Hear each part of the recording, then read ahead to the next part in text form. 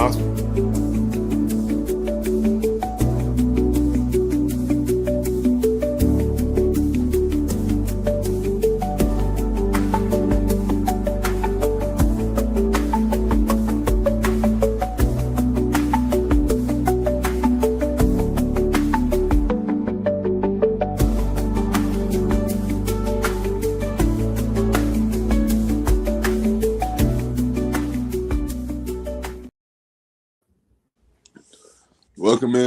Welcome in to another show once again. We're here live on another Thursday night, man. LastWord Productions. I'm your host, Tavares Wilson. As you all know, excuse me, I always get the last word. So, before anything else, man, I gotta say, I'm glad to see you doing all right, Breeze. You know, see you back in health, my boys. How you feeling, though, bro? You good? I'm good, man. That nigga was all right, man. Eating Can't be out for too long, man. I know y'all fellas needed me yesterday, man. Gotta stop putting his mouth on butts, bro. He'll be all right. I learned from Mike, man. I learned from Mike, though. You never learned no shit like that. Crazy, boy. Wallace or something. But yeah, bro, I'm glad to see you doing better, bro, for sure. Appreciate it, bro. But Mike, how you feeling tonight, my boy? Man, you know, slow motion better than no motion. We good. For sure. So before we get started in the show itself, man, hey, if y'all tuning in to the show right now, y'all make sure y'all hit like, subscribe on the channel. Go ahead and hit that bell notification, be notified whenever we go live. Excuse me. As well as check us out on all my platforms, man. I'm on Facebook, TikTok, IG, wherever you look at the handle LastWord Productions 9 out of 10 times, I am there. So let's get straight into it, man. Let's get into some basketball. And first thing I want to discuss is the return of Joel Embiid and Paul George. Both guys came back, I believe it was last night, and they did pull off a victory, and their games returned to the team. So before I give my take on it, I want to hear what y'all thoughts were on the additions of those two being added back into the fold and what you think it could mean for the team down the stretch. So I'm going to start with you, Mike. What you got, bro? I think they both came back, obviously had incredible games. A 50-something, 53 ball by Jamal Murray, and then you had Joker with the 20-20-20. I think it was triple-double. So it was good. It bodes well for them, but at the same time, they have the same issue. Like, are they going to have enough depth? I'm talking about the Sixers, bro. Oh, the Sixers? No, they're not. What do they going to be healthy, bro? Well, Joel Embiid and Paul George came back. That's what I'm talking about. It's a non-factor, brother. It's not going to change anything. Joel going to play 2 really good games, get hurt the third game. He like Kawhi. He the big man version of Kawhi for real. If not worse, because he done missed over half his career in games. So, PG, I mean, call him Paul. He ain't PG no one, nigga Paul. Paul is I don't like to use this term for NBA players, bro, because injuries ain't really your fault per se, but Paul might be washed, bro. And it's sad because his game is probably the most prototypical as far as his abilities, what he was at his apex, shot making, shot creating, ball handling, defensively, what he was able to do as well at his peak. He was pretty much he's every young dude's favorite player for us. Either him or KD. Most times you hear young guys talk about their favorite players or archetypes. It's always either Paul George or KD. And I just think, bro, I think if they fit in instead of trying to come back like they the 1-2 option, they might be okay. But I feel like they're gonna come in and try to just take over. So it's gonna kind of throw everything off. Like VJ been hooping, Tyrese been hooping, and so I don't need Joel coming in clogging the paint up or, you know, trying to demand the ball at the top of the key and all that. I don't need PG going ISO on the wing, like all that silly shit. So I don't know. We'll see. But if I ain't gonna lie to you, I'll bring both of their ass off the bench for real. No bullshit. I'll bring both them motherfuckers off the bench, let them young niggas keep cooking and see what happens. You ain't got shit to lose. Bringing them boys off the bench is crazy. But they ain't never healthy. What's crazy about it?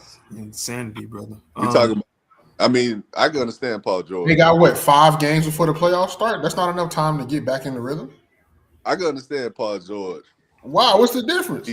Nah.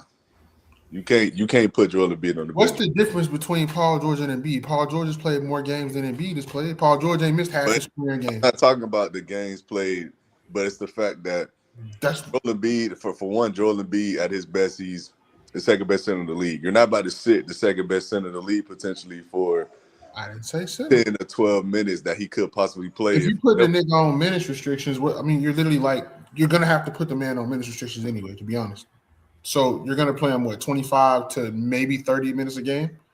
I mean, he still gave you 35 and 12. I'm just maybe Like, possibly. not- Yeah, but that's what I'm saying. If he's getting that, then that's throwing off Maxey. That's throwing off Edgecombe, what they've been doing. So what? bro, I think you dragging VJ Edgecombe, bro. Like he's not dragging him. He started had off the freedom good, to just play he's ball with no expectations. He's not the same. He's not the same as he started the season. He literally just had 37 2 nights ago. My point is, he's had the freedom to go just one thing. Not consistent play. You know what Joel Embiid at the very Joel Embiid is not consistent. So how can we say that, bro? He's not consistently healthy. He's not. If you're not consistently available, then what are you showing? The concern. Look, bro, his play when he plays is not a concern. It's just when he plays. But for the most part, I'm gonna have to disagree with Mike. I think the addition is great, getting him back. PG, we know for a fact, health hasn't been on his side. He has a bunch of weird ticky-tack injuries. I don't know what's going on with Paul George. This season, it was a shoulder, it was a this, a that, a knee. He had them shoulders for years, bro. Since he was I'm saying it just started piling up this year. Like it was just everything back to back to back. So I think that 25 game suspension really did him good because he got a chance to rest. Like, he didn't really have to go out there and exert any effort. Tyrese Maxey and Edgecombe did a great job of, keeping everybody afloat while Embiid and Paul George are out. But if the Sixers are going to have any chance of making a playoff run, it's going to start and stop with Joel Embiid, bro. Honestly, there is not a single player in the NBA that can check a healthy Joel Embiid, bro. There's not. There's not a single person in the NBA that can check a healthy Joel Embiid. That is a hill I'm willing to die on. I will say it again. There is not one single soul in the present NBA. And yes, that goes for Victor Wembanyama. That goes for DeAndre Ayton. That goes for he gave Victor Wembanyama 70. That's not. That goes for anybody. Anybody in the NBA. Was that? Nobody can check a healthy Joel Embiid. Paul George, for what it's worth, is still a great two-way player. On the defensive end, the instincts look as sharp as ever. He hasn't lost a step there on the defensive end. His mind is great. On the defensive end, bro, anticipating clogging lanes, bro, Paul George is still great at that, bro. Still great at playing defense on the wing, bro. Cool. So they'll get y'all in the first round if they win and stay where they at. They beating y'all? Of course not. What's the series going to? I say 4-2. Because, like I said, we literally have nobody to check a healthy Joel Embiid. And Philadelphia, for what it's worth, Maxey is a really good shooter. Edgecombe is a shooter. Paul George is a shooter. We can't double team Embiid or we'll die from the outside. Embiid is literally a wild card, bro. That's the issue. He's a wild card. He's going to be the difference maker in the series. And I think if they have any aspirations of going anywhere, it starts and stop with Joel Embiid. Paul George is a great number 2, number 3 option to have. Not even number 2 because Maxey's going to be number 2. He's a great number 3, maybe 3A, 3B with Edgecombe, depending on how you want to do it. But the farther you take expectations away from Paul George, the better he can play. So I think him being a 3A, 3B behind Embiid, Maxey, and Edgecombe will be great. Just get in where you fit in, Paul, even if it's just 15 points a game. Just play some defense and then rebound, and, we'll go from there. We'll be good. So I think the addition of them at this point is really good. While Maxey is also returning to health, you got Embiid and Paul George to lean on. I hope they don't lean on them too much because they aren't the most consistent when it comes to health. But I think the Sixers are primed to make a nice push. And if they do meet us in the first round, it's over. It's over. So then what kind of prime push are they making it? Because right now that's what they're looking at. Y'all, they're the 7 seed, y'all the 2 seed. So what push? What's the difference between the seedings? I know the seedings are very close. I can look again, but I mean, talking about making push, they're gonna see y'all in the first round right now. At the end of the day, regardless of whoever starts for the Sixers are the better team. I mean, that's just what it is. Right. So So then there's no So push. it doesn't make sense to sit your best player I didn't because say sit the man. you said bench him, like I bench him. said bring him off the bench. I Bench. didn't say just sit him and not play him. What I'm saying is, regardless of how you want to say it, if you're starting the game and Joel Embiid is not in the game and he's healthy to play, that's a bad move, regardless. Okay? So my thing is with his quote unquote health, because we go through this shit every fucking year. Is he 100% or is he 90? Or is he just trying to push and play at 85? Like we don't know. So like, is he fully healthy? He's been out long enough, I would think, in opinion, to be fully healthy, but we don't know. I mean, So is he playing at 90%? He just want to play because it's the playoffs and they actually gonna make it. Is he playing at 85? Like, we don't know. So then we could start him and assume he's healthy at 100 and play him, and then he f around and do some silly shit, and now he right back off the court. Like it's too hit or miss for me with this dude at this point. I mean, yeah, but he can get hurt on any given minute, regardless if he comes off the bench or not. So I mean, so I say you get as much out of him as you possibly can at this point. Like so that's they're a half game back of Toronto right now. So Toronto's 40-32, they're 40-33. Half game back Toronto for the 6th seed. Toronto was the 5th seed last night, but they dropped. Atlanta won, so Atlanta bumped up to 5. Toronto dropped to 6. Philly still at 7. Miami went from 10 to 8. I'll tell you one thing: if they mess around and make the 6th seed, hey, that's anyone's series with them. You'll pick them to beat the Knicks. Yeah, I mean, I think they could beat the Knicks. A fully healthy Sixers team, I think they could beat the Knicks. That's what I'm saying, bro. They're in prime position, bro. You didn't want to listen to me. They're in prime position to make something. They just lost to them last year before in the playoffs. They just played them and lost. Healthy, by the way. So Paul George didn't play. Paul George did play. Nah, bro. I think. Look, listen. First, for one, VJ Edgecombe wasn't there, and for two, you just told me he wasn't what I thought he was, though. So I mean, he's not good enough to be putting him over Paul George in the starting lineup. It's not about putting him over. It's about the fact that he's had the freedom to go through his growing pains as a rookie and play free-minded. He hasn't had to worry to look over his shoulder about getting yanked out of a game. He's still not better than Paul George right now, Mike. That's cool. He's not. We've seen people bring 6 men off the bench that were better than some of the starters. It's not about him being a better player. It's about the fact that he's been able to develop and not have to look over his shoulder or worry about getting yanked out every time he make a mistake. Now he's going to drop down with them two in the starting lineup to what, the 4th option? He's not going to be a 4th option. He's going to be like why wouldn't he be? You got Maxey and Embiid and he's going to be a 3A. He's going to be a 3A 3B to Paul George. That's so the 4th option. Like I said, if he's 3B, is the 4th option. No, it's whoever's going to be hot that night. They're going to have to share the looks. And regardless of how it goes down, he's going to be at best a 3rd option. He's had to share looks with one other person all year, damn near. So now you don't have to share with 4 other people. Bro, that's a drastic difference. What are we talking about? Like, what's a drastic difference? If I've been able to play my game and play free all year, and now I got to go back to this corner, this like small box of a roll because we got these dudes coming back, it's going to change this game. Because, bro, it's one thing that we got to realize, bro. Playoff basketball is not regular season basketball. Rotations get tighter, expectations rise, but you have to play within. Most teams go 8-9 men deep in the playoffs, so he's gonna get minutes. And most players, about the minutes. I'm not worried about the minutes. I'm talking about him changing. Unheard of to not have a role, bro. Like, bro, he's gonna get minutes. He's gonna have touches, but you got to understand, bro. When it comes to we're literally fighting for our season, they're not gonna put VJ Edgecombe in a position to go ahead and go out there and just fucking light it up. They're not, bro. Yeah, but if these niggas weren't coming back, that's exactly what they'd be having to do. They'd have to rely on him and Tyrese to go the fuck off every night. Force, but they don't have to because it's not forced. That's fine, but he's also Paul George. You gonna tell me that dropping from the first went to the 2nd option to the potential 4th may not change your game overall? It may not make him less aggressive, or he's gonna get touches, great, but your touches are getting cut in fourths, like literally, not even an exaggeration. That's the cost. So it's like you're gonna get 25 to 30% of the touches you were. That's what happens when you're playing for something, That's bro. The cost like, it's not about going out there getting looks for the sake of building confidence. Now it's not about building confidence. You still need them to win a series, don't you? Hey, we say the same shit about AJ Brown, right? Shut the fuck up. Y'all winning, right?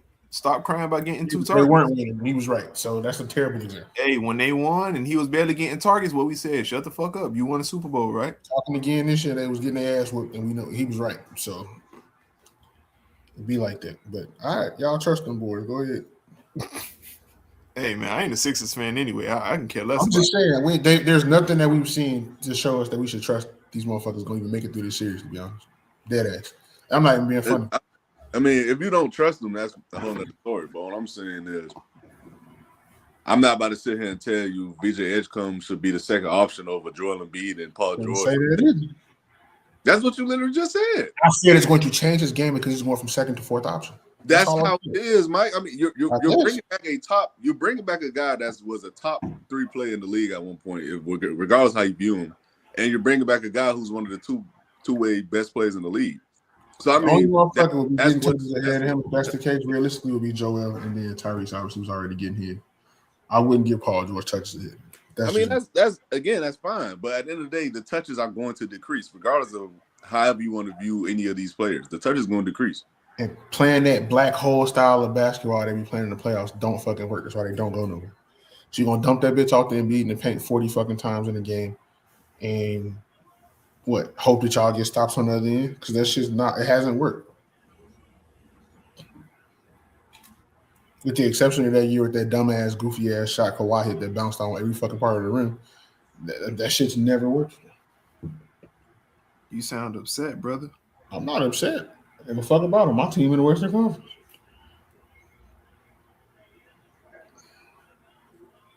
Just saying, it'd be the same niggas hurt every year. We always doing these ifs, fifths, and maybes and shit. We ain't seeing nothing to show otherwise. We'll gotta look at what niggas is, not what they could be. We gonna see, man. Yeah. I mean, I hope they get the 6 seed. Why not? Let's see what the fuck happen, right? That'll be an easier matchup. Jupiter, this is StreamYard, bro. But what's going on, Jesse, Life, Hazel, what's up, y'all? I mean, appreciate y'all tuning in. Y'all stay tuned. But let's move over to the next conference. I want to talk about another team that many believe could possibly work their way into contending again, and that is the Nuggets. And Jamal Murray had, pretty much had a confident building outbreaking game, and he dropped 53 points. I believe who they beat. No, they just beat. I don't even know. It was it couldn't have been good though. I think it was the Mavericks. Yep. It was. All of that, and they won by 7. That's crazy. So I want to ask y'all this, man, about the Nuggets when it comes to them. I'm going to start with you, Breeze. How exactly are we viewing the Nuggets going into this series, or into these playoffs, I should say? Because right now, as it stands, I believe they got Minnesota first round. Everything were to stay put the way it is. So what are your thoughts, Breeze, on the Nuggets going in? Do you think they actually have a real chance to make it out the West or represent the West? Yeah, they got a real chance to make it to the conference finals. Of course, you got that 7-foot beast. You got Nikola Jokic. You always have a chance. Him by himself is guaranteed 2 wins in the series because he's just that damn versatile and effective of the game. Jamal Murray, he's called Playoff Murray for a reason. And, when he has his regular season slumps and ups and downs, it never ceases to amaze me when he goes into the playoffs and lights it up. I think he just lives for the play. I think he just bullshits around through the season just to get to the playoffs. The most inconsistent max player ever, man. That boy be killing the Lakers. That's what he be doing. Destroying. Bro, when Jamal Murray hit the playoffs, bro, I don't know what the fuck it is. I don't know if he just, let me lock in. That nigga see gold and purple and lose his mind. He just go federal in the playoffs. So, and I think the way the team is rolling, like you could look at Jokic. I saw a stat yesterday. He's the first person in NBA history to have a back-to-back 15-15-15 triple-double. Jamal Murray has been on a nice streak the past couple games, going all the way back to March 9th against Oklahoma City, 21, 30, 39. He had a down game against the Lakers. He had 5 points. Then he bounced back, 31, 22, 21, then 53. So he's getting his rhythm going into the playoffs. The Nuggets, they do have Christian Brown. They do have Cam Johnson. They have nice 3-and-D wings. I think they have what it takes to make it out the West, bro. And the reason I really favor them over Minnesota, because not only is Ant injured, Rudy Gobert can do absolutely nothing with Nikola Jokic. He can't. He can't. It's either going to be foul trouble or Jokic is going to go for 50, honestly. So in that series, I'll have to go Denver. Like I said, man, their only competition at this point, or their only worthy competition at this point, is going to be the Thunder. Man, so not the Spurs? Nah, bro. That's tough. I think inexperience is going to get the Spurs. I think they need to take a couple lumps before they make that step, bro. We see it with all the teams. You know, you get a second round exit, you get real close to where you want to be, you get knocked down, and that's what builds you and propels you to be better the next year to get to where you are. I do see the Spurs as a very prominent team, but they do have a lot of moments where they just play fuck around basketball. They just do a bunch of stupid shit, honestly. I do think the coaching is there, everything is there. Does that upset you, brother? Huh? Does that upset you, brother? I mean, yeah, for a team that damn talented, bro, they do a lot of bullshit from time to time, bro. Like a lot of times just jacking up unnecessary threes, Wemby taking too many threes. Sometimes Stephon Castle is very inconsistent with his aggressiveness. You know, the rotations are kind of weird because 1 minute you got Harrison Barnes going in for 10, 15, then you have them sitting and playing 2 minutes. And it's a bunch of kinks that they have to work out as far as perfecting what they have, but they have everything there. So I think, you know, as far as them making like a great meal, they have the ingredients, but it's just trial and error and getting it right. And I think they're going to have to take a playoff lump or a loss in order to get to where they want to be, honestly. All right, what you got, Mike? I mean, they dangerous. They always are. Like Bree said, because you got Jokic and you got fucking Murray who decides to turn into fucking prime Jordan and Kobe and shit in the fucking playoffs. I think this is the first season he's actually had a really good regular season leading into the playoffs. Like normally he's like average in the regular season or misses a lot of games and then spazzes in the playoffs. People are like, well, where's this all year? I think this is one of the first years he's actually had a really good regular season by his standards for sure. And so honestly, even with them playing Minnesota in the first round, I mean, they could lose that series. Ant won that series last year. He ain't really had no business winning that shit, to be honest. Same way Jamal went federal, Ant went federal in the playoffs too. So, and we got Aaron Gordon too. I forgot about him. I mean, Aaron Gordon, all of that was there and available, and they still lost to the Timberwolves last year. Even with Rudy Gobert being sorry as shit, even with, you know, all the deficiencies the Timberwolves can have at times, they still won that series. Ant lost his mind, and he was going bucket for bucket with Joker and Murray, and he just got the last laugh, to be honest. So I think Minnesota could still win that series. That's probably going to be the best first-round series in the West, for real, to be honest with you. That's the one I probably want to see the most. But, I mean, Joker is Joker at this point. Like, he's one of the greatest centers ever at this point already in his career. At this point, he's just adding and stacking to his resume. Bro can do it all offensively. Defensively, he will give effort at times. He's not a great defender by any stretch, but to be honest, because there are not a lot of great centers in the West, he doesn't have to be. And I think that kind of saves him. Like, he doesn't have to see a great center across every night. On average, he's going to see maybe 4 in a season, for real. And with the exception of Embiid. Embiid got the best of them. I think they last matchup, but that was about it. But those are the only two really true centers that are like heavyweight titans going at it, fighting, knocking it out, duking it out type shit. So there's nothing. Real quick, what you talking about? Ant won a series against the Nuggets. What you talking about? He beat them. He didn't play last year. Didn't he beat them last year? The year before he beat them. He went to get to the conference finals. It was the year before last. Year before. Okay, my bad. I'm about to say, what the fuck? I know he beat him to get to a conference finals. I thought it was last year, so it was year before last. Okay, so I had to think because I'm like, didn't the Thunder beat the Nuggets and then the Nuggets beat the? I'm like, wait, hold on. So I'm saying he played that duo and come out victorious. Is basically what I was trying to say. So, yeah, I think it'll be a good series. Honestly, I ain't gonna lie. Just because I've seen it, I would probably pick Ant just because he's one of my favorite young players, and I feel like he kind of relishes in there. Like, oh, okay, y'all think I can beat these niggas? Watch this. And he more often than not, with the exception of getting to the conference finals, of course, has come out on the right side of that. So, but you just gotta pretty much honestly, if I'm a team, bro, I'm letting what's name go off, bro. I'm letting Joker go off, bro.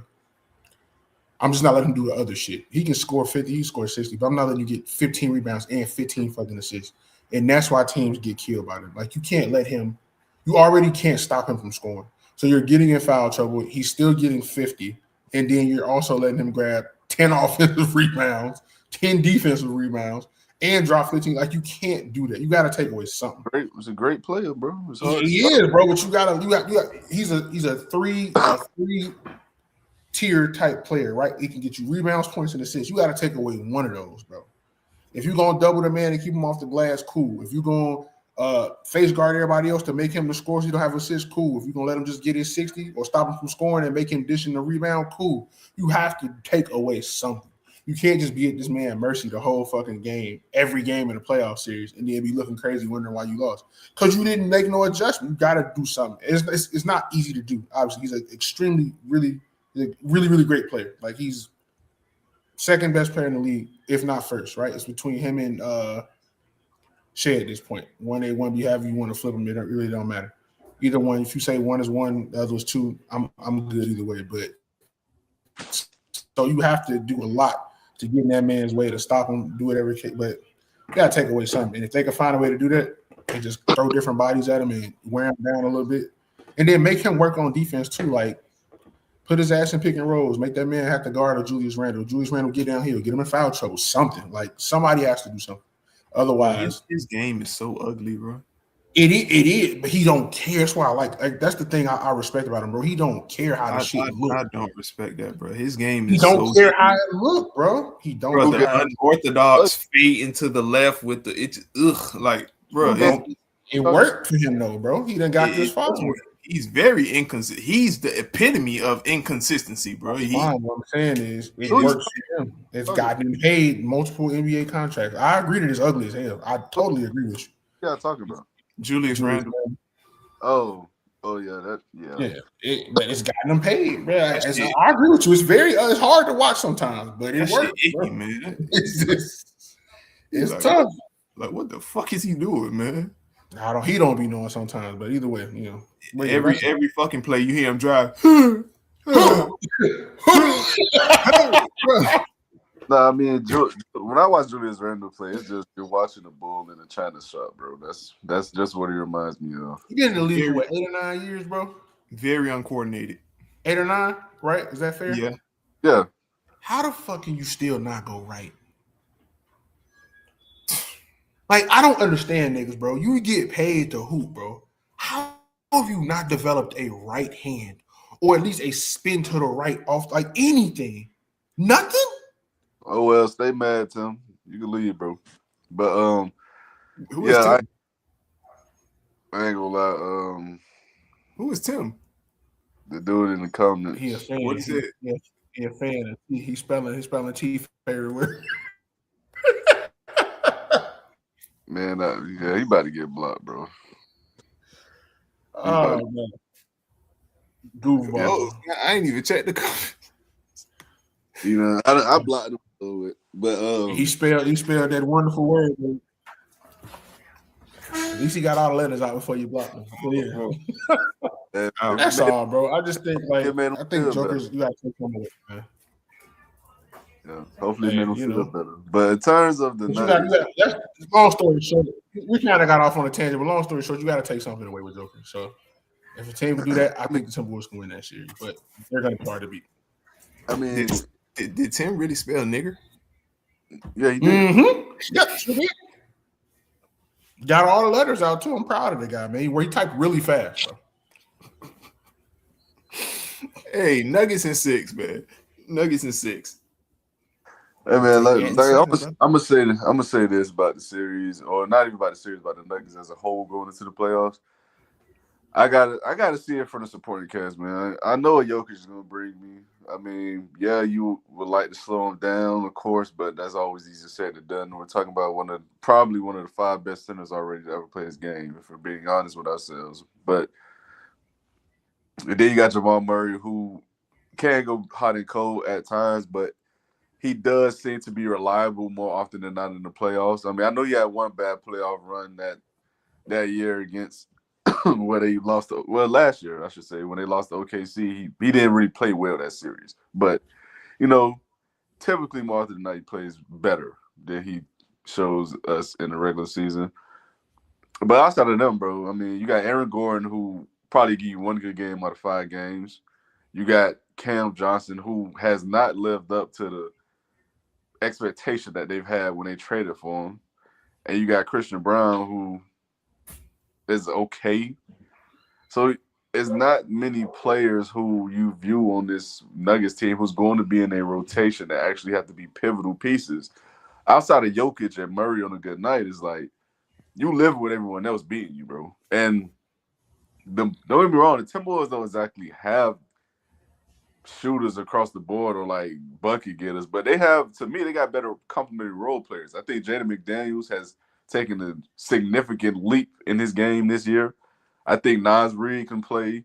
I think Julius Randle on a good night, like I just said about Aaron Gordon, I think out of 5 games, he'll give you 1, maybe 2 games. That would be really good games. And then, you know, for all the hate Rudy Gobert gets, some of it is rightfully so, but he's still one of the better rim protectors in the league. I know Jokic is gonna go out and destroy anyone that's in front of him. So I don't really hold that against him when he gets killed by Jokic, but all you ask is that you make it difficult on the man. And as long as you could do that, or you know, wear him down defensively, or so the offensive end he could be a little more tired down the stretch, and you could possibly get a critical miss from him or something. We live with that. But I just think, personally speaking, it's hard for me to believe in the Nuggets going into the playoffs to be actual legitimate contenders.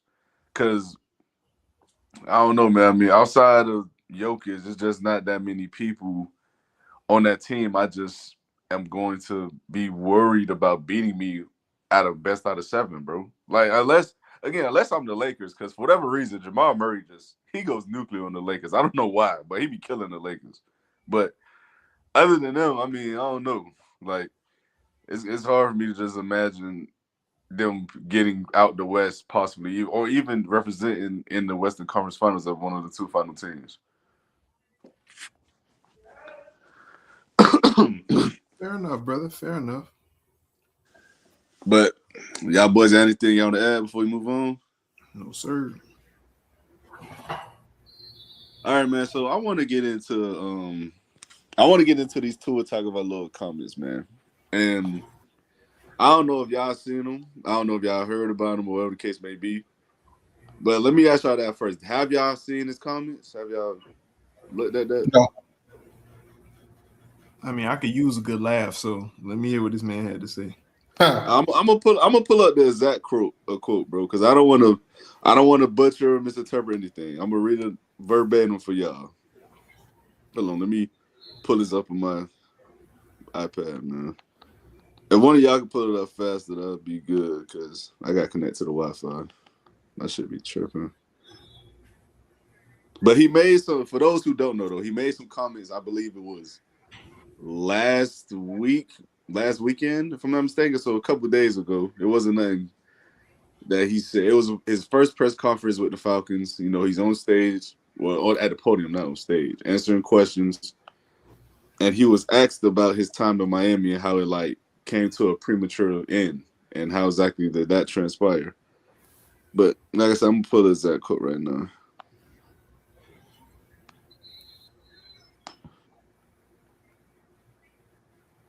Oh, my God, bro. I'm trying to look it up too much. Acting like I don't want to lower it. What'd you say? I said I'm trying to look up the quotes too, but my phone acting slow, like I don't want to lower it.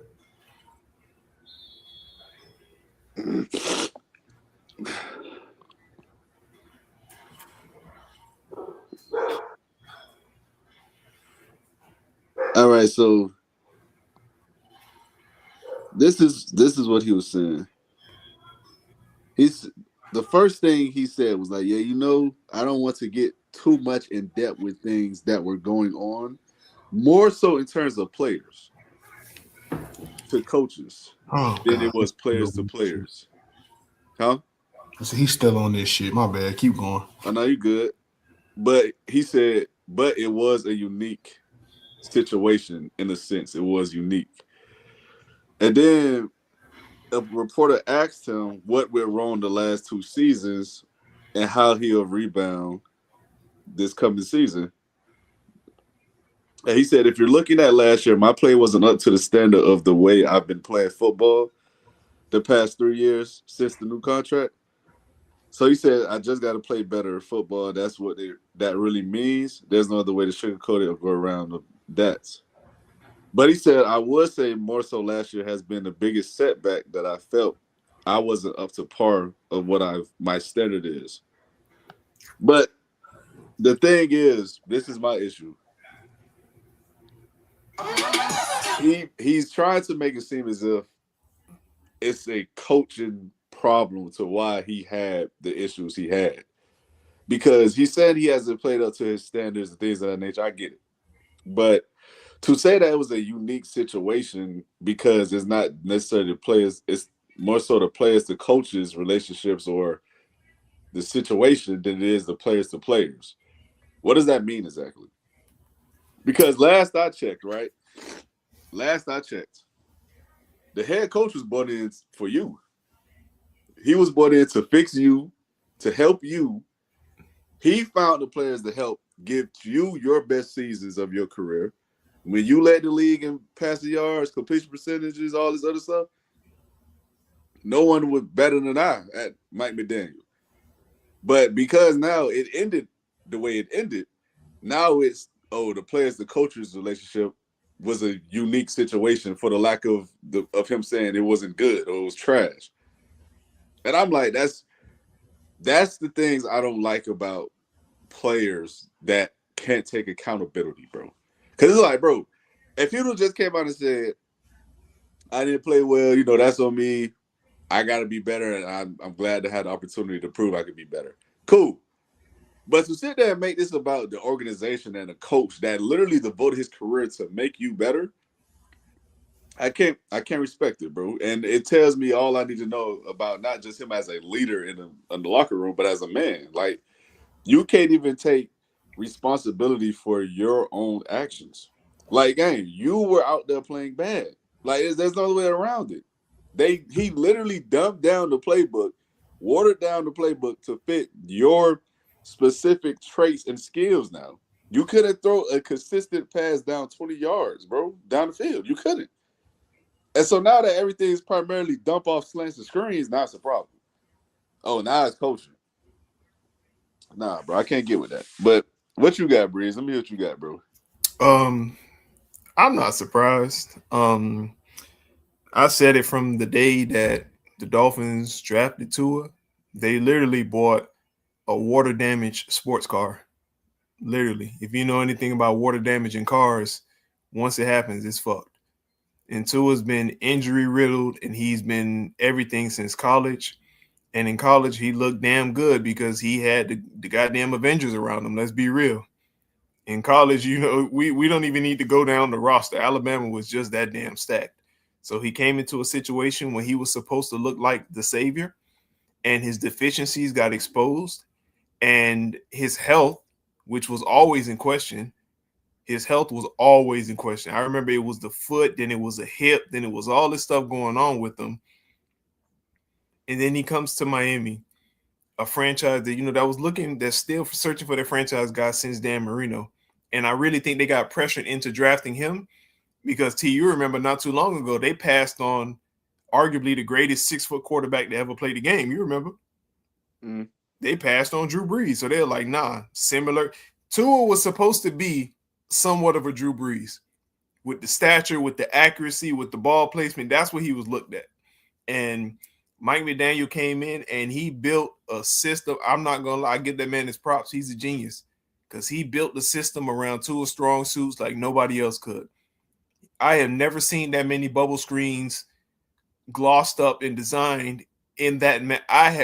Y'all was running the most creative. I seen Tyreek motion from left to right and A-chain, blocking and screens going to offensive linemen. I'm like, bro, what the fuck is this? But it was working. It was working. And a lot of times Tua couldn't push that ball down the field.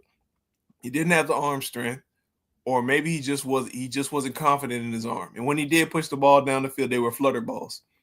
They were literally Tyreek have to stop and go routes, or Waddle have to come back and get the ball. And his deficiencies played a huge role in why it didn't work in Miami. I will never blame the play calling, because as a coordinator, you can only work with what you have, honestly. And I say the same thing for like the Eagles situation. When people try to blame the offensive coordinator from last year, Jalen Hurts can't do all the shit that Josh Allen or Lamar or Josh Allen or Mahomes can do. He's literally stuck. Like when you literally have a quarterback that's deficient at certain things, you can't draw up certain things. Right. The talent and the personnel was there for Hurts and for Tua. Tyreek and Waddle, for whatever you want to say. I know we crack jokes on them, bro, but those would be bona fide stars with a quarterback with a decent arm that can literally get the ball there. And Tua really sold them short, man. So I don't like the comments. I really think he deflected. He still has a lot of soul searching to do, because he's obviously miserable with himself, because he ruined his own career. Forget the injuries, forget all that. We can look over injuries, but when you going out there, you're being garbage and you throwing 5 picks in games and you doing all this, and you go to a podium and you say, I can throw 5 picks, I can throw 3 picks, I can go home and smile. You don't love the game, bro. You don't love it. Either you mentally clocked out or you just don't care, bro. And that's my take on it, man. Tua didn't do himself any favors, man. This one time, I don't blame the Dolphins. I don't. The Dolphins did everything they could to make him successful, bro, and it just didn't work. All right, what you got, Mike? I want to start by saying we owe Brian Flores an apology. Go ahead, preach, before you finish, Mike, let me say this. I'm not saying you're wrong, bro, because you're not. I think Brian Flores was right about Tua. But I will say this, bro. Brian Flores didn't do himself any favors either. Like, you can't go in the building and move the way you move around your executives, your bosses, and former players. Like, a perfect example of this is Kyle Van Noy. He literally brought Kyle Van Noy in the building and proceeded to bench Kyle Van Noy and cut him the week after because they had a quote-unquote disagreement about people being in positions where he feels as if they'll be better suited to impact the game in a more positive way. And the thing that was disheartening is that Brian Flores paid himself to be this guy that was approachable, easy to talk to, someone who wants to hear the player's point of view so he can know the full 9 and 180, whatever the case may be. Kyle Van Noy literally played with you, under you, I should say, in New England. He comes to the Dolphins, he's approaching you, telling you something he think that can help his team win, and what do? Like, it's like, bro, like, and then it's not just Kyle Van Noy. It was the executives, it was the GMs, it was all of these guys saying like he just was not an easy person to work with. Now, granted, maybe that's just because them niggas was soft. I don't know. I'm not saying that can't not be the case, but the thing is, when everyone is saying it, especially when you have a player who came here to play for you specifically saying this shit, I don't know, bro. I just feel like both of them had their wrongs in the situation. I think Tua is a soft individual. I think he is. I think that's very much known at this point. But I think Brian Flores also dragged a lot of shit. But go ahead, bro. I just want to say we owe Brian Flores an apology with this Tua shit.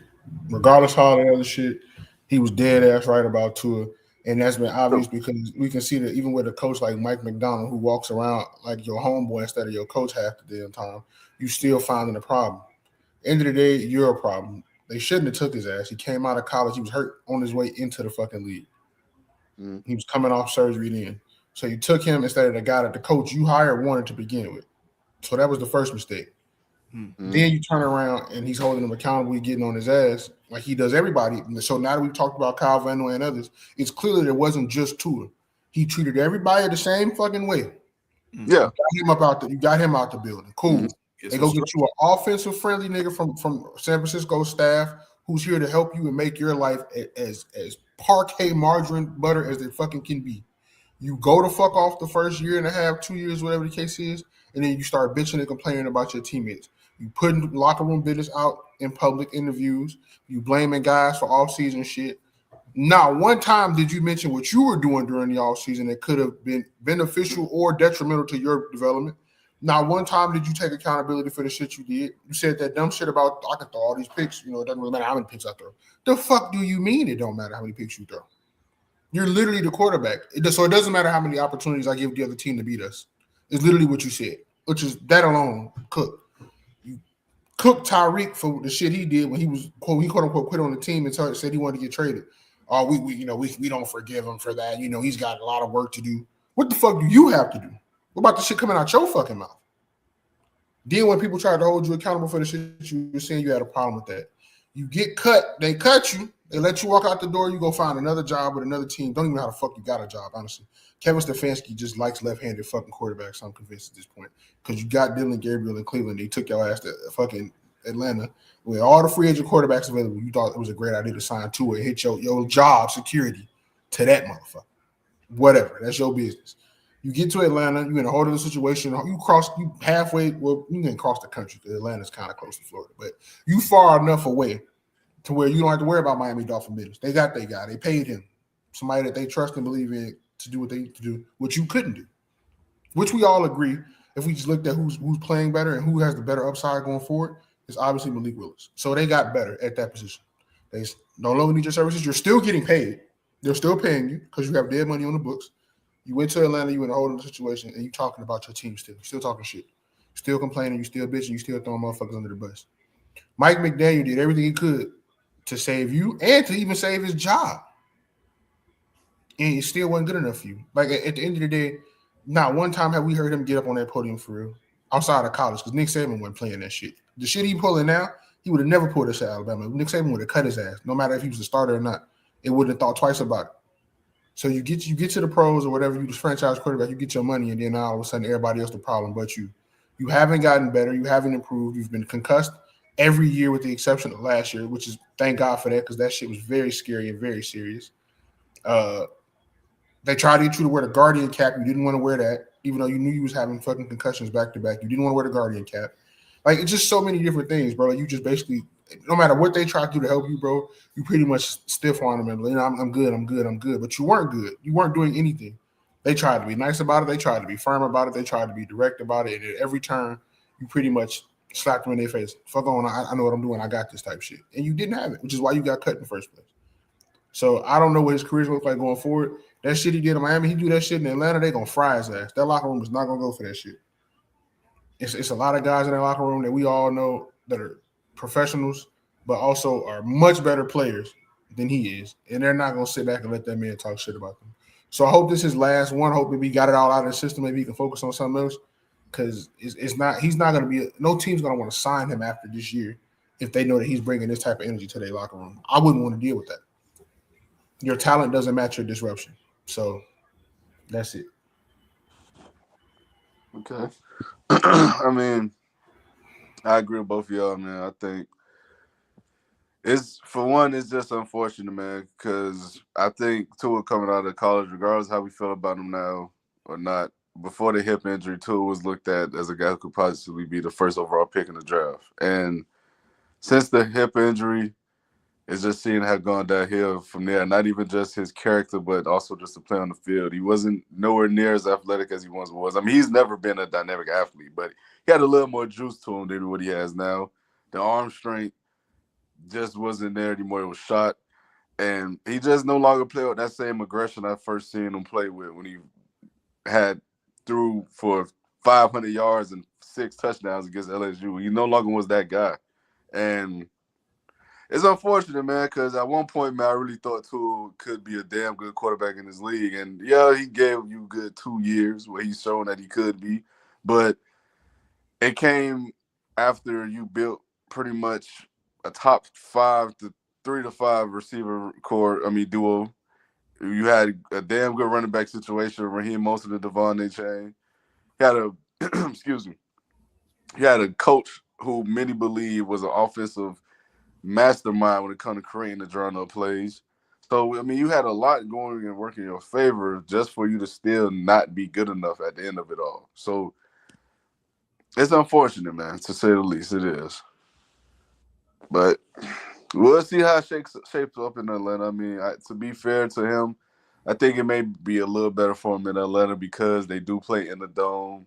They do have some talent at receiver. They do got some pass catchers. You do got B. John Robinson there. So we'll see. We'll see. But y'all boys got anything else y'all want to add before we move on? No, sir. All right, man. So we're going to move off into the last segment of the night, man. And Breeze, you got the floor, my boy. All right, look, so check it out. We know T usually handle this, but the GOAT got to step in one time for the one time and stand on business, man. So we finna do this keep 3, cut 5. And on this keep 3, cut 5, it's potential or hypothetical quarterback wide receiver duos at their all-time best, though. Everybody at their peak. Everybody at their absolute best. It don't matter. One season wonders, that one season when they was the best. That's what we keeping, all right? Bet. So we're gonna start off. We got this shit. We're gonna start off with something a little smooth. We're gonna go Dan Marino and Tyreek Hill. Hold on, wait. Everybody, we gonna start smooth, then say that shit. It's the absolute best. I'm talking 5,000 yard season Dan, and I'm talking the best Tyreek. Are you? Hold on, wait. Are you doing teams that they like everyone? T. You asking too many questions. This I ain't gonna lie, bro. Before we start, this shit, that's crazy. That's a crazy way to start. I gotta keep, bro. What you doing, Mike? I can't keep it, bro. I want to, but I can't. He talking about we starting smooth, so you finna get some crazy shit.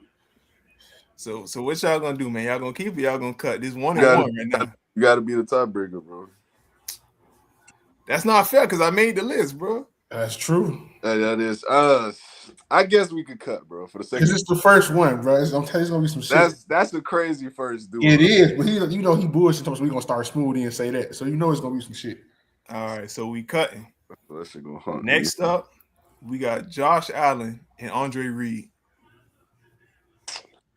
Man, we should have kept the last one. I'm cutting this one. I'm fine cutting this. I'm cutting this one too, man. Yeah, I'm fine cutting this. All right, we cutting Josh Allen and Andre Reed, man. All right. 2 down. Next up, we got Kurt Warner and Puka Nacua.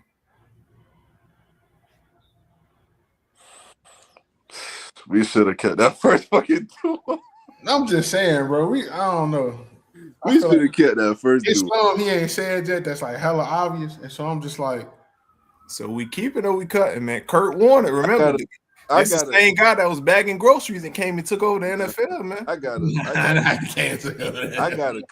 cut, man. Yeah, I'm with you on that. That's not better than Marino. Yeah, I'm cutting that. I'm cool with that. I agree with you. Okay, so we got 3 cuts so far.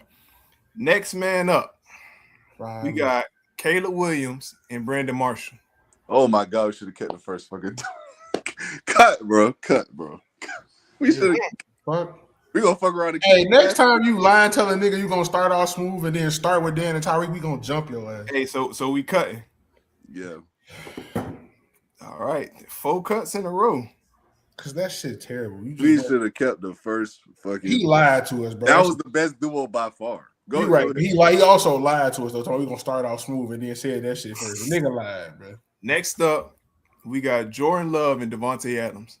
Bro, we should have kept the first. Hey, the crazy part is none of these were good though. Like even if we kept we should have kept the first fucking dude. Yeah, we go. We keeping the cutting. I'm cutting, bro. None of these were good. I'm cutting, bro. So we keeping the last 3, bro. God damn. None of them was good except the first one for real. All of them. Mike, so you keeping the cutting? Yeah, no, I'm not keeping that shit. All right. So check it out. In this keep 3, cut 5, I think this history right here. We got 5 straight cuts. We cut Dan Marino and Tyreek Hill, Josh Allen and Andre Reed, Caleb Williams and Brandon Marshall, Jordan Love and Devontae Adams. So y'all kept Lamar Jackson and Derek Mason. Okay. You kept Drake May and Randy Moss. Okay. And I hate to break it to y'all boys, but y'all kept Anthony Richardson and Marvin Harrison. That's not the best quarterback in that fuck. We should have kept the first duo, bro. That's not even The the first best duo was the best duo. All right, sorry, he bullshit, I'm bro. Hell no, bro. I'm sorry, man. He did that AR shit on purpose to fuck with you. That's some personal shit. That I'm nigga sorry, is bro. obviously Peyton Manning and fucking Marvin Harrison, bro. I'm sorry, bro. That would have been too bullshit, easy, bro. That's What not do you mean it fair. would have been too We easy? should have kept the first duo, bro. That Okay, would've we been got too two out. easy. We got 2 out of 3 though. That's That would have fine. been too easy, man. We got 2 out of 3. Still. But that's some bullshit he pulled though. He only said AR because of you. If you it's the only fucking reason. Otherwise, it'd have been Peyton Manning. Hey, man. Hey, y'all did good, man. Y'all did all right. Yeah, I bet, man. Niggas lying. He should have kept, bro. I knew we should have kept Bro, Marino. the nigga said, I'm finna start off smooth. So I'm thinking he gonna start off with some Caleb, Brandon Marshall type shit. No. Out the gate. Oh, it's Dan Marino and Tyreek. So I'm thinking we finna get like a Randy Moss, Tom, fucking, something. He come with bullshit after that. 4 straight. 5, really. Bro, I'm talking about every duo he named. I'm like, bro, with some shit. First one. We should have got the first one. Wait, hold on. Andre Reed wasn't some shit, dog. Man, hell. They're not better, but they're not better than Josh Allen. I mean, than Tyreek. I mean, Josh and Dan is close in terms of like peaks. They're close, but y'all should have strategized. Bro, Tyreek Hill is easily. We tried to strategize. We ain't gonna give us 4 straight shit bags in a row. But y'all, I'm gonna mention the honorable cuts, the ones that didn't make it. All right, y'all had Joe Burrow and Ocho. Would have definitely picked that. That would have been better than over the other. I would have took that over Dan and Tyreek, but that's just me. Oh, I don't know about that. I think Ocho a better receiver. I think the gap between Joe and Dan versus the gap between Ocho and Reek, in my opinion. Ocho better than Reek? I think Ocho as an individual player, not accolades, just as an individual player, I would take Ocho. I don't know, bro. Next up, you had Michael Vick and Julio. Oh yeah, I'm glad. I want because Vic wasn't there. I mean, I want to Vic. Vic isn't. Vic Nostalgia really carries Vic. I ain't gonna lie, Vic could sling that. I ain't gonna lie. Yeah, if he could, but he still only completed 50%. If he would have had a Julio though, if you would have gave Vic a Julio though. It's a reason we were so hyped on D-Jack now. It's a reason now. I mean, listen. If you gave Vic a Julio, it might have been a little different story. That's fine to Danny. His best receiver was Algie Crumpler. I'm just saying, like this. look, hey, that's beautiful, but nah. That shit ugly. That ain't beautiful. That shit terrible. I'm saying I get your argument, but yeah, what Brian Finneran or whatever he completed under 6% of his passes in his career, bro. I'm not. I understand. I understand, brother. I'm not going. Oh well, that was it. That was the only 2 honorables. No, and the last one up was Drew Brees and Chris Olave. Yeah, see, like we'd have kept that over a few of them motherfuckers, you know. Bro, you taking Chris Olave or Andre Reed? No, I'm saying over a few of the ones you named. They weren't the only ones you named. I'm just saying you cut Josh Allen and Andre Reed, so you would have kept Chris Olave. No, and Drew I'd have kept Joe. I'd have kept Joe and Ocho over them too, though. Oh, okay, bro. Hey, bro. Boys, LastWord Productions. We got Will Mike Jones. Boy, hey, y'all don't listen to that, brother. Hey, I'm about to say, Mike real high. Hey, listen, I'm from down. We from down the way. We know Ocho. You feel me, bro? So you know. I don't know, boy. That's Over a Hall of Fame. Over Reek, bro. That's a Hall of Fame. Tyreek a Hall of Famer. Now, wait. Hey, we could look at it down book to book, bro. Hands, Ocho. Route running, Ocho. Yes. Speed, Ocho. Reek. Speed, Ocho. Speed, Reek. What the fuck? Who said No, Ocho? he said Speed Reek. Yeah, Speed. You said Reek. When you say Ocho? Acceleration, Reek. But hands and route bro, running, outside Ocho. hands, Footwork is Ocho for sure. IQ, Ocho. Ocho. I ain't gonna lie. I might take the IQ away from Ocho because he tried to truck state Ray Lewis. So I'm not. I don't know. I'm about to say I don't know. I like it. I don't know about that one. What are the criteria for receivers, right? So we got speed, hands, route running. What else? IQ. Catch radius. Is catch radius fair? A good one? That shit ain't fair with Reek, man. That shit. I'm just asking. Is that a fair category to have? That's not really a factor in this though. They're not one of them are big receivers. So no, I understand it, which is why I'm asking. Since they're both not like it's not like Ocho 6'4". It's more Like it's more even. But that's what I'm saying. I'm not really moved by who has a better catch rate than both small receivers. All right, who's the better blocker? I mean, come on, bro. What are we talking about, bro? Not one of them block. You got him. Hey, bro, man. Ocho like 140 pounds, bro. What the fuck? Hey, that's what bro. Not one of them boys blocking, bro. But even if you want to give it to someone by default, it'll be Reed. Like, cause Ocho wasn't blocking nobody. I mean, he did try to truck Ray Lewis. He tried and he failed miserably. His coach even told him that. Hey, I thought I could catch him on guard, but look, hey man, I ain't gonna lie. I'm not taking Ocho over no Reek. I can't do it. That's fine, I don't. Either way, I'm not mad. If you take Reek, I'm not mad. I just said personally, preference. Well, I would take Ocho. I think Ocho's better. It's the only nigga I know ever told you what he was gonna do to you and still did it at receiver. Man, I ain't gonna lie, bro. I seen that boy. That boy got stranded on Reeves Island, man. It was a long. Who did? Right. That's not like what is that saying? So what?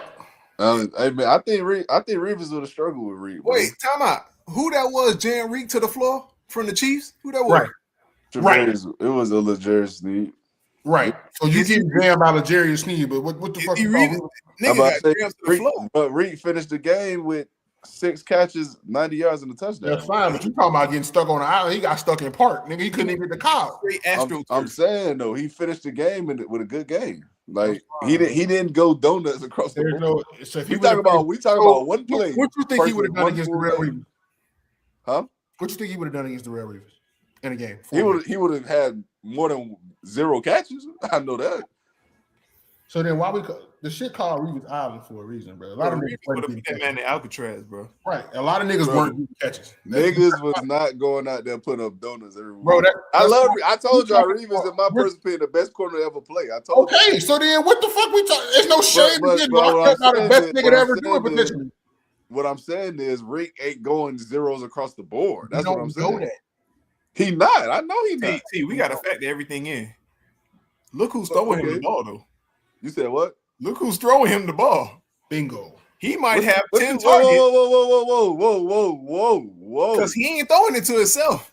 I'm saying you talking like he had bad quarterback play. He had bad quarterback play. You trusting Tua to get him the ball against Reeves? No, I thought y'all talking about Ocho. My bad. Oh, we talking about Reek, nigga. Oh, you talking about Reek? Ocho quarterback play was good? Y'all can't do that, bro. We got. It's the truth. That's what I'm talking. I'm saying though, when Ocho went up against Reeves, he had good quarterback play. So if we gonna give good quarterback play, we can't give him Pat. We can't give Pat. Wait, who that was? You know what? Hold on. So you want the nigga to have the potential second baby goat and shit? That's who he played with. With. So who that was? Carson Palmer? That was playing with Ocho. Wait, time out. He played with was Tua.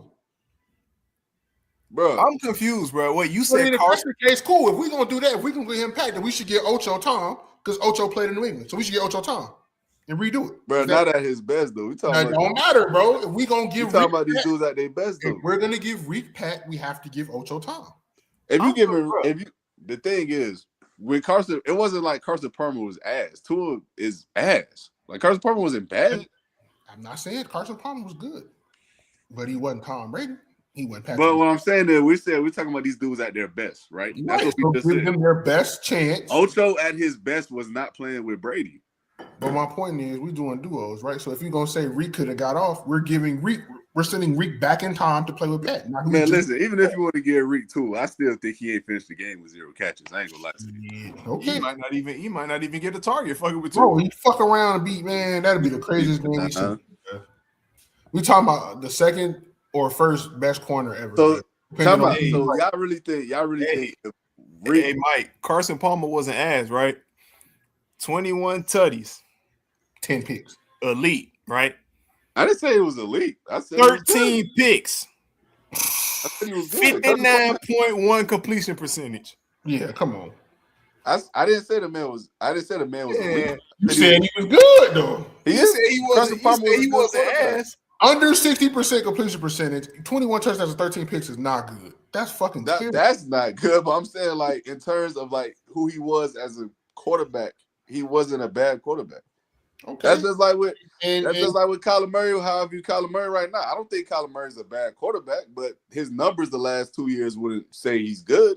I don't think he's bad though. if it was due to injury, like Kyler's shit is injury on top of play, right? He's been hurt as well. So I'll give him a little bit of grace with that because injuries are injuries. You can't do shit about that. Carson Palmer dealt with injuries his whole career. Carson Palmer also dealt with injuries, yes, but even at times when he didn't deal with injuries, then was the type of numbers you was gonna get. And he played the whole season. Right. So it's not like he didn't miss a snap that season. See, and that's horrible. Hey man, I guess he had two weapons. Hoops Mazada was a Pro Bowl receiver too, so it's not like he just had just Ocho to throw to. Hey, you know it's bad. You know it's bad when your career highlights are you're the #1 overall draft pick, a 3-time Pro Bowler, 1-time second team All Pro, and 1 time you led the league in passing touchdowns in 2015. That's better than the Cardinals in 2005. Oh yeah, my bad. That's 1 year they made better than 2, man. I think they went 11-5 that year, made the playoffs and lost in the first round. I mean, for a #1 overall pick, that's abysmal. I'm not saying it's great. I'm saying it ain't good. Better than 2. Bad. Let's just say, let's be honest and just say the shit's bad. It's bad. 2 is bad for sure. That's also. I just said the nigga was better than 2. I just said Rick had worse. Saying much. Like Malik Willis is also better than 2, where he was a backup last year. So like, that's not saying much. Yeah, we're gonna see. Better than 2 is not saying a lot, bro. I mean, you're not wrong. You're not wrong. I agree. I mean, I just remember Chad. He was putting up numbers with Carson, man, just like Rick put up numbers with Tua. But and if you look at all those routes, majority of them was slants, screens. Ocho was barely going bombs over Baghdad. He was slant, screen. He was mainly yards after catch. Everything. Hitches, slants, drags, digs. Every route you had, he was hitting the route tree. And telling me. I guess. He got locked up by I can't. That's the only receiver I ever seen tell a DB. Let me ask you this then, Mike. Is Chad top 10 for you all time? No. Where is he? All right, so look, let's get the top 4 out the way. Randy, Rice, T.O., Megatron. That's 4 out the way. Yeah. Larry, then Megatron, so that's 5. Nah, Calvin better. Yeah, bro, shut up, Mike. Shut up. Bro, what are you talking about? The nigga got Calvin could go. I mean, Larry could go 5. Larry can go 4. Calvin quit, nigga. Larry go 4. Calvin go 5. Larry can go 5. Calvin retired early does not now mean Larry is better. And first of all, bro, he retired because of a lot of injuries. He even said he was smoking to get rid of the pain because he didn't like the effects of those pills that they was giving him.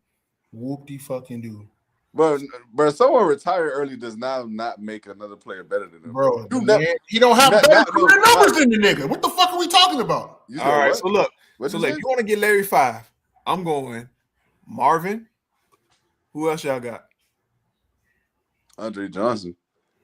You want to put Andre Johnson? We can put Andre Johnson if you want. Not that I'm not in no order, but Andre Johnson. No order. We just name it. I'm just saying, Andre Johnson top 10 all time? Hell yeah. Do better. Cool. Got it. Who you got? We got 3 spots left. Chris Carter. CC with the hands. I don't know, boy. I don't know about that one. This you know what, man? Hey, can we? I don't know about that one. Nigga know about Andre Johnson, but then I say Chris Carter. Now we don't. I'm taking Andre Johnson over Chris Carter. I don't know what to tell you. Huh? I'm taking Andre over Chris Johnson. Hell no. Chris I'm taking Chris. I think CC got the better hands. Yes, Andre is the all-time player. He's the all-time better player. The only thing Chris Carter does better is catch the ball better, bro. Jesus Christ. What's the #1 fucking job of a receiver? And he finds y'all be killing me with this argument, bro. I'm just saying, the only thing a nigga does better is his #1 fucking responsibility in the position. #1 thing you have to do. But there's other things that make receivers great receivers. Like Jamar Chase. Wait, time out. Quarterback. The only thing he do better is throw the ball. What the fuck? That's your job. But okay, time out. So by that logic, right? Why is Jamar Chase arguably the best receiver in the league? He's leading the league in drops since he's entered the league. Why is he arguably the best receiver in the league? I mean, shit, triple crown. Exactly. That's my point. My point is we're not just saying guys are better than these guys because they do the primary thing of the So you're telling job. me The Chris All right, Carter's best. not look, we top got We're saying they're three left. better Carter's because not top 10. their overall talent at the But you're position. telling me Chris Carter's not top 10 all time. Bro, So we tell I got me said three he's not left. better than Andre Johnson. That's what But I'm saying. I said he's in the top 10, and you said I don't know. I mean, if the argument is him being over Andre It Johnson, wasn't about him being over. I named him period in the top 10, and you said I don't know. All right, so look, let's go over it again. okay. I mean, if you got him top 10, cool. I can live with So it. we Go got ahead. Randy, we got Jerry, we got T.O., we got Megatron, we got Larry, we got You Marvin. said Larry twice, bro. No, Randy, Oh, you said Larry, Randy. My bad. My Randy, bad. Larry, Megatron, T.O., who else? Fuck it. Randy, Larry, Megatron, T.O., Jerry Rice, Marvin Harrison. You said CC, And y'all Andre said Johnson. Yeah. Come on. Where we put Michael Irvin? Nah. I'm not gonna lie. I don't have Mike Irvin top 10. Michael Irvin Okay. not top. I really Okay. don't, bro. And niggas I love ain't gonna lie to you, bro. Hey. his numbers are way overblown. I'm not gonna lie to you. I don't know how y'all feel about AB, but hey, man, listen. I'm All a believer. time? Nah, I can't do it, fam. I'm a believer AB up there, man. Love AB, not all time. I think AB up there, bro. Can't do it, I mean, Mike, the only argument we can have is that if we put Megatron Peak up against AB Peak, because Megatron is You could put, bro. speculation. You could put AB Peak against almost any receiver. I'm just saying, look, no, hear me out. Megatron is basically just speculation. We just like, what if? So if you're looking at AB Peak before Vontaze Burfict knocked his noodles loose, chill out. Come on, bro. For real, that's when it went downhill, bro. So look, man, we got two receivers left. Who we put the last two? Bro, you could put, but I'm saying you can put a numerous of guys in there. You can put Steve Smith, another Triple Crown runner. Man, what the fuck, man? I ain't putting no fucking Steve Smith. I'm saying, but bro, Steve Smith. Really No, time out. Wait, y'all gotta put some. You gotta put some You respect on seen Steve Steve Smith. Smith tape, bro? Man, Steve Smith is goddamn good, but I ain't putting him no fucking top. Bro, 10. Steve Smith won a Triple Have you Crown seen on a the niggas team number, that though? literally was last in the league in passing attempts, bro. What we talking about? No fucking Steve Smith top. Actually, somebody else did yesterday that we put number 6 on the fucking top 5. What are you talking about? I'm not putting no. What? Who even? That nigga ain't win no Triple Crown, Mike. Stop making shit up. You said with the least attempts. I said we did the same shit to another nigga But yesterday. he ain't win no Triple Crown. We talking about a Triple Crown on a Who else bad top team. 10? Think about it. You gotta think too. We got niggas like we ain't named it that was in our generation that we watched. We watched Julio get we watched Julio go off. We watched AB go off. We watched. Did we see them niggas get Triple Crowns on a bad team? No, I'm just talking about to fill out the rest of the top 10. I'm saying you can name Julio, you can name AB, you can name Steve, you can name who else? He said Marvin Harrison, right? He did say Marvin already. I mean, you know he said Marvin. You already. could probably even argue with somebody like Reggie Wayne at some point. I mean, like nah. Reggie good. 10 between 10 and 20. He good. But that's what I'm saying. 10 or 20. Like you could argue it. Shit. What about man Tyreek up there too? He up where? In the top what 10? Top 10 fastest of all time, maybe, but he ain't no. Bro, we're talking about one of the. Is Julio in the top 10? Yes or no? One of the best top 3 deep threats ever. Is Julio in the top 10? Yes or no? Huh? Are we putting Julio in? Yes or no? No, he's not in mine. I'm looking at the names. Okay, what about Torrey Holt? That's close. That's close. Isaac Bruce? No. Anquan? No. I was gonna say if Torrey not in there, we can't put Anquan in there. I'm about to say hell no. And I love Anquan Bolden. I think Anquan a dog, but yeah, if we gonna do that, then we gotta. I'm just confused how niggas disrespected Andre Reed earlier, like he wasn't playing with bums in Buffalo. Listen, brother, but he's not. Bro, for my money, I'm not taking him over no Reed, bro. I'm not gonna lie to you. Nigga was playing with straight bums in Buffalo. And then you gotta think about the old niggas that we didn't watch, like a Steve Largent and shit that we didn't see, but niggas was going crazy. But I don't give a fuck what them niggas was doing back then. They not. I'm not saying we should give a fuck. I'm just saying they're not in my top 10, bro. I'm not gonna lie to you. I ain't gonna lie. I got put on the niggas we saw, bro. Bro, I got put on the Steve Largent, Lil Wayne. He shouted them out in a verse that showed me what that motherfucker was cold, bro. Man, I seen that boy out there running routes. And I feel like that's how them boys in middle school was looking, boy. All right, so is we put Julio in the top 10 or not? Then the niggas I'm not putting. Okay, so if it's just niggas that we've actually seen play, right? I'm not putting Julio top 10, bro. Okay, so cool. It's niggas we've actually seen play. Fair. No, I mean, if you want to put Steve Larger there, you can. I just said me. I mean, this list is getting crazy, bro. All right, what about where you got D Hop all the time? Where you got Tay all the time? Where you got I think Tay and D Hop both top like 15 to 20. 15 to 20. Okay, I can respect that. All right, so we got Jerry, Randy, T.O., Calvin Johnson, Larry Fitzgerald, Marvin Harrison, CC, Andre, Steve Largent, and one spot left. But I really feel like AB is that spot, bro. I'm not gonna lie to y'all. Okay. I mean, bro, if you so then cool. Let's just say that's the 10, right? So then who was the 11 through 20 then? Mike, fuck you, man. No, I'm not saying we got to nail. No, I'm just saying. Think about it, bro. Because he asked if I had Ocho top 10. I said no. So I had Ocho for me personally. Was so you think Ocho coming that next list of receivers? I think he comes for sure. 11 to 20, yes. For sure. Ocho. That's what I would say. 11 to 20 he's in there. So you already said he's better than Reed. So is he better than Andre Reed? I honestly didn't watch Andre Reed. I don't know. I even the clips, I never really went back and watched Andre Reed. I know he was a dog. I mean, Andre Reed did rack up 14K yards with some bum ass quarterbacks. Okay, so even if so we can put, let's just say for the sake of the conversation, we'll put Reed at 11. Okay, so then so is he better? Do you think Ocho? All right, now remember we talking about careers now. Yeah, you think he's better than Tay? You think he better than Tay? 14 or 15. You think he better than Tay? Nah, because Tay got all them touchdowns. That's what. Is he better than Julio? Nah, Let's be so dead ass, Mike. Let's be so I don't think so. Julio was generational for us. Like we saw Julio and thought that we'd never see that shit again. So brick hands too. But even with the brick hands or not, even with the brick was hands, out there put up 300 yards. That nigga was. But I ain't gonna lie. That nigga was different. You could say Julio. You could say Julio the GOAT because he deserved a defensive player of the year. Matt Ryan was throwing so many. You're fucking stupid shit. And Julio was saving shit, bro. I'm about to say, man, Julio. I put Ocho at like 14, bro. All right, so now I put Tay and D Hop up. Well, so look, that's so what about Mar? Well, I mean, what you got? Look. That's hold on, wait.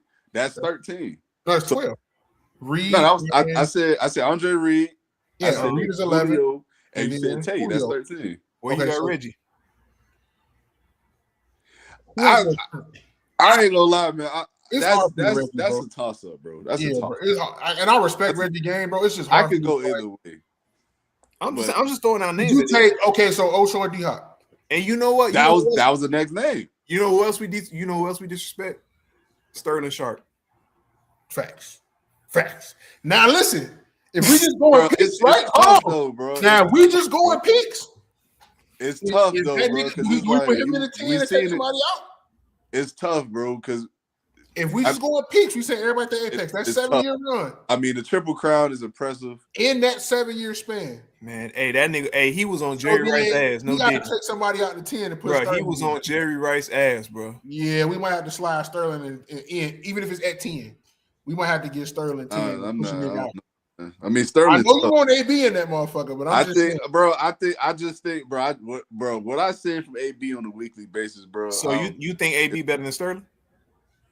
I mean, that's close, bro. Because we can't even say we can't close, bro. Hey, we can't even say quarterback this, quarterback that. Because I'm not saying that, but I'm saying Brett and Ben is in the same ballpark. No, I don't disagree, bro. But my thing is, bro, when you talk about these all-time great players, I think it comes down to preference, dog. Like it's like, who would you personally rather? Because it's like, bro, there's nothing one does that definitively better than the other to me, personally speaking. When I watch both of them, I think the fact that then we have to start going to shit like who has certain accolades the other one does not. You got to start nitpicking a little bit. So Sterling to me would get the edge then because he has the Triple Crown over AB slightly. So man, that would give him the edge. AB ain't the OPOY. Did he get one? He ain't get one. I thought he did. He ain't get one. Who got more? I think AB got more first team All Pros. I know that. I can look up his career numbers right now. Let's go and get a quick look in right quick. Come on, internet. I think more All Pros will go AB if I'm not mistaken. More All Pros, more Pro Bowls. AB got a Offensive Player of the Year. And that's basically an MVP for a receiver. What the fuck? What you think a Triple Crown is? No. I'm not denying that. But Right. I'm saying That's the accolade, the award. The Triple Crown is worth more than Offensive Player of the Year. Nah, I don't agree with that, bro. Bro, what? No, you know, bro, it's only 7 niggas that ever do it, bro. I get that. Receivers win an OPOY every year now, bro. But you said, wait, say that again? Receivers are winning OPOY every year now, damn near. Bro, the thing is, though, you're still having to go up against the best offensive So he got 7 Pro Bowls and win it. He got 7 Pro Bowls, 4 All Pros. He was the all 2010s team. Okay, keep that in mind. And 7 Pro Bowls, 4 All Pro Pros, Bowls, and 3 All Pros. Hold on. 5 Pro Bowls, 3 All Pros. Wait, what you just said, Breeze? Sterling got 5 Pro Bowls and 3 All Pros. Okay, so AB got more All Pros and he got more Pro Bowls. In 12 years compared to 6. Way longer. Right. That's the thing. But bro, 6 years compared to double. Let's be so dead ass right now. Them last 3-4 years of AB. Okay, bro. But they happen, bro. No, I'm not going 3-4. The last 2 years maybe, but not the last 3-4. Bro, he played. The last 3-4, bro. The last 3 years, he got cut by what? 3 different teams. He got cut. He got cut by Pittsburgh. No, not cut. He got traded. So look, even if we watch New England, got cut by the Patriots. Bro, the 2 years in Tampa, he played 8 games and then played 7 games. But that's what I'm saying. The year before he got to Tampa, he literally got cut by the Patriots that didn't play. Okay, bro, but look, his last 2 years, 62 targets in both years, 45 catches, 42 catches. I'm saying what split. Yes. But that was a healthy AB. Sterling Sharp broke his neck. Right. Okay, if we're going off of for one, I think a part of being the better player, I think, is the sustainability of greatness. I think that's a part of it. But AB died. Nah, you be dragging it, bro. AB got murked out there. But I'm saying, Antonio that we're looking at now, that's not AB. AB was Offensive Player of the Year. This is Antonio. No, that was Antonio. He became AB after he got his shit right. Listen, this is what I'm saying though. The 5-6 year stretch we see, the 4 or 5 year stretch that AB went on, bro. Mm-hmm. You could put that against any receiver all time, and he will have an argument to being just as good. And okay, I'm fine with wait, so who's the GOAT? Jerry Rice, they say is the GOAT, right? And that's what they say, yeah. And Sterling Sharp was right on his ass. 7 years straight. Every year he was on Jerry Rice's ass. Every year. All gas, no breaks. I mean, again, bro, it's cool. If you're taking Sterling Sharp, I'm not mad at it, bro. Like, I'm just saying, I think when we talk about these all-time great players, I think it comes down to preference, bro. Because it's like, at the end of the day, they're both great players. They both done great things in the league. They both were viewed as arguably, if not the best receiver in the league at one point in their careers. What I'm saying is, now that we know that's what the argument is, it's like what Mike was referencing. You got to go back and we got to actually look at who sustained that greatness and what did they do in those amount of years. I think factoring in the Offensive Player of the Year, more Pro Bowls, more All Pros, I think those things matter. Okay. And that's on top of the fact that, bro, as you just said, Breeze, he was chasing Jerry Rice. Bro, AB was definitively the best receiver in the league for 4 years. Chasing, he was on his ass. But I'm saying, would you say he was better? That's my point. He had his seasons. What? He had his seasons. It was 1A, 1B. He had his seasons. Okay, so 1A, 1B. So you're not saying he was definitively better though.